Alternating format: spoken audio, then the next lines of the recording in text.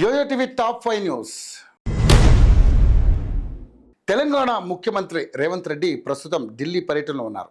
అక్కడ రేవంత్ కాంగ్రెస్ హైకమాండ్ నేతలతో సమావేశం అవుతున్నారు. ముఖ్య నేతలతో భేటీలో ప్రధానంగా రాష్ట్ర కేబినెట్లో కొత్తగా ఎంపికైన మంత్రులకు శాఖల కేటాయింపుపై చర్చ జరగనుంది. తాజాగా మంత్రివర్గంలో చేరిన 3 మంత్రులకు ఇప్పటికే శాఖలు కేటాయించాల్సిన దశకు చేరుకుంది. వారిలో గడ్డం వివేక్కు కార్మిక, మైనింగ్, క్రీడా శాఖలు, అదేవిధంగా అడ్లూరి లక్ష్మణ్కు ఎస్సీ ఎస్టీ సంక్షేమ శాఖ, వాకిటి శ్రీహరికి పశుసంవర్ధక, యువజన, న్యాయ లేదా మత్స్య శాఖలు కేటాయించే అవకాశం ఉందన్న చర్చ పార్టీ వర్గాల ఉంది.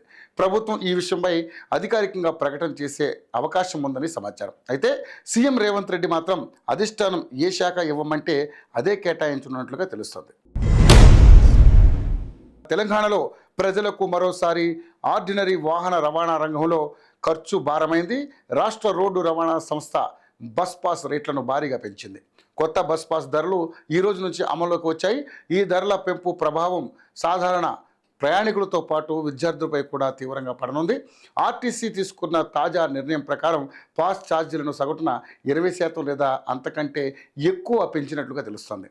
పెరిగిన పాస్ ఛార్జీల ప్రకారం గతంలో 1150 రూపాయలు ఉన్న ఆర్డినరీ పాస్ ఇప్పుడు 1400 రూపాయలకు పెరిగింది. ఇక 1300గా ఉన్న మెట్రో ఎక్స్ప్రెస్ పాస్ ప్రస్తుతం 1600 రూపాయల వరకు పెరిగింది. అలాగే 1450 రూపాయలుగా ఉన్న మెట్రో డీలక్స్ పాస్ ఇప్పుడు 1800 రూపాయలుగా అమలులోకి వచ్చింది. ఈ పెంపుతో సామాన్య ప్రజానీకానికి రవాణా ఖర్చులు అధికమవుతాయని విమర్శలు వెలువెత్తుతున్నాయి. మాజీ మంత్రి హరీష్ రావు కాళేశ్వరం కమిషన్ ముందు హాజరయ్యారు. బీఆర్కే భవన్లో జస్టిస్ పిసి ఘోష్ కమిషన్ ఆయన్ని 45 నిమిషాల పాటు ప్రశ్నించింది. నీటిపారుదల శాఖ మాజీ మంత్రి హరీష్ రావుపై దాదాపు 20 ప్రశ్నల వరుస కురిపించింది విచారణ కమిషన్.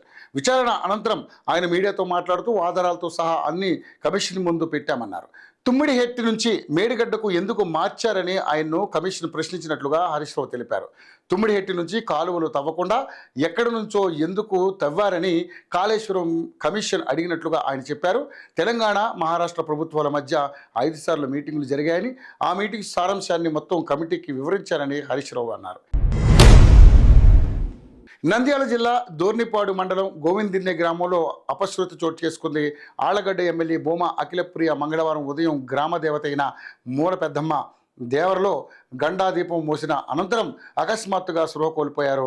ఈ కార్యక్రమంలో పాల్గొన్న ఆమె గుండాదీపం మోసిన వెంటనే అలసట, అస్వస్థకు గురై అక్కడికక్కడే పడిపోయారు. వెంటనే అక్కడున్న అనుచరులు, పార్టీ శ్రేణులు ఆమెను అత్యవసరంగా అంబులెన్స్లో ఆళ్లగడ్డ ప్రభుత్వ ఆసుపత్రికి తరలించారు.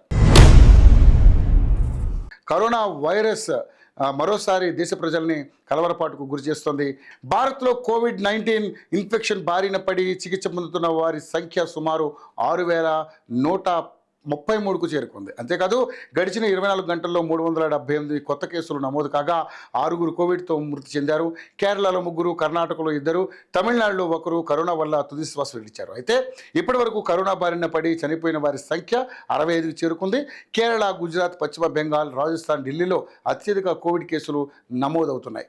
ఇక ఆంధ్రప్రదేశ్ రాష్ట్రంలో 86, తెలంగాణలో 10 యాక్టివ్ కేసులు ఉన్నట్టుగా ఆరోగ్య శాఖ గుర్తించింది.